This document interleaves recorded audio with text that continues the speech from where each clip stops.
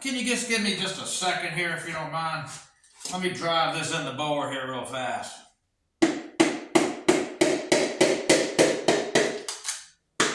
Perfect. I wanted to make this video. This 318 Chrysler, this thing has been with me for 20 years. It's been in my old Dodge pickup. It's the original engine for that truck, and I just took it out because it was just tired, old greaseball motor, you know. And I put a 360 in it. You guys that follow my channel, you remember all that. And so I was like, but this is a really good engine. I didn't want it to go to waste and end up in a rusted pile of junk laying in a creek somewhere. So I'm like, nah, I'm gonna make sure that doesn't happen. So I'm just doing a fresh rebuild. Nothing, no performance, just stock. 1989 318. The truck's at 90, but the block I see is an 89. But it is a roller block. But it's just got a lot of miles on it. But the integrity of what I found of the block, I'm just blown away because I know there's 250, 275 on this engine, and let me just show you what these bearings look like after all those miles. After all those miles, I am very pleased. So that's it, you know, where I'm at right now. I just cleaned up the old pistons. You can see that. They don't look real great. I still got to do that one. But, so I cleaned them up with gasoline. I put the things in a bucket of gas and just cleaned them up, you know. That's all. Just clean them up. That's all you do. They're fine. I numbered them, of course. But look at these bearings, man. I mean, I know there's almost 300,000 miles on them, and look how thick that is. I mean, they're fine. They're fine. They're not grooved up. They don't look. There's no brass. You don't see any brass in any of these. There's some of them are missing. I threw some of them away, but I managed to find these guys, and this one is getting ready to go in on that cylinder I'm doing, but. I mean, you know, these are original. Look at you can see that star. See that star right there? That's Chrysler. I don't know if it's kind of fuzzy. Sorry. It's not real good lighting. I mean, it is good lighting, but it's a glare there. I don't know. Yeah, there you go. Yeah, these are all Chrysler original bearings, so you know that. And this engine's never been apart. And just a ton of miles. And it's not like I was like fabulous about changing oil either. Plus, I got the truck. It already had a bunch of miles on it.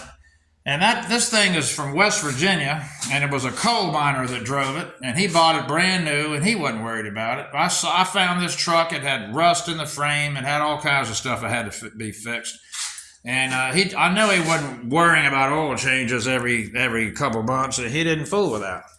So I'm here by myself. I'm sorry I don't have somebody to adjust these cameras and stuff for me. I'm just kind of winging it here. Hopefully you guys can see me. Let me check where I'm at on that. Yeah, okay, very good. So that's the deal. Fabulous internals of the crankshaft. I should have. Well, it didn't need anything. I had the guy polish it at the machine shop. He mic'd it and said it was just where it could get away with just being polished, and that's all he did, and it's great. It's fabulous. So the machine shop is giving me the okay. It didn't need to be turned. Oh, let me show you. I was right there with these bores, and I had my camera. Hold on. Okay.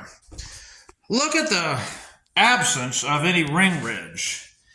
No ring ridge. I mean, you can't feel that, but I'm telling you, that is smooth. That is smooth. I did put a hone on it with my own hone here. I have a stone honer thing, a three stone goes on my drill. But there is nothing. There's nothing. Nothing. None of them. None of them. That's smooth as a piece of glass across there. Take my word for it. It is. It is. And that's with all these miles. So I don't know. Here, I'll flip it over if I can. Excuse me for a second while I. So there's the crankshaft journal. I mean, look at that. Not being turned, just a polish is all it is. That's the cylinder, the rod I'm getting ready to attach to that journal. They're all good. Everything's good. Half of the motor's built now. I'm doing my own freeze plugs and cam bearings. I already did that. So, but man, I don't know. These wrist pins are great. There's no side to side. I mean, I check it with two hands when I do it, but I'm trying to hold this camera. But I mean, it cleans up. You put oil in it. I did run a wire wheel brush inside of the ring landings with gas, and I used this other ring here to scrape everything. This is what I used. I took a broken ring. Oh, here, look at this lifter. Okay, that lifter is original, and it is in excellent shape. There's no problems with the wheel at all. It does just what it's supposed to do. It spins freely. It's not all wallowed out in the bores or nothing. It's perfect. Perfect. I'm going to put it right back in there. It didn't even have any lifter tap. I mean, they want $1,000 for a new set of roller lifters and a camshaft, roller cam for the right cam for it.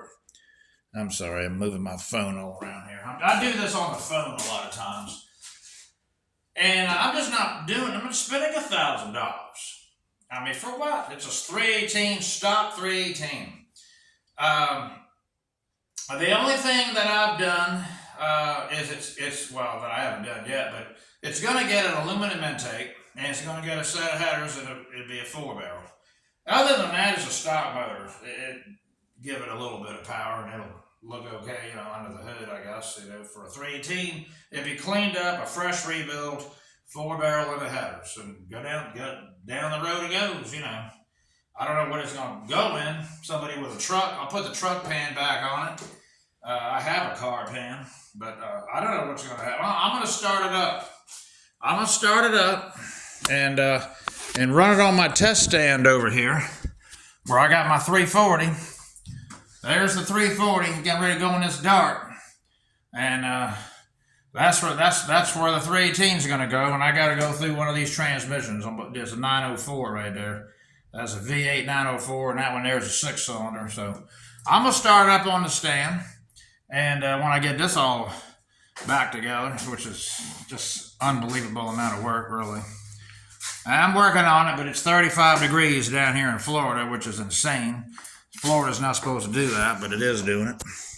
So anyway, I'm off the subject. I just want to let y'all know, if you haven't been real good about oil changes on a grease ball 318, which is what this was, I would say not to worry about it. My oil pressure gauge on that old Dodge truck was just at the bottom of the normal range.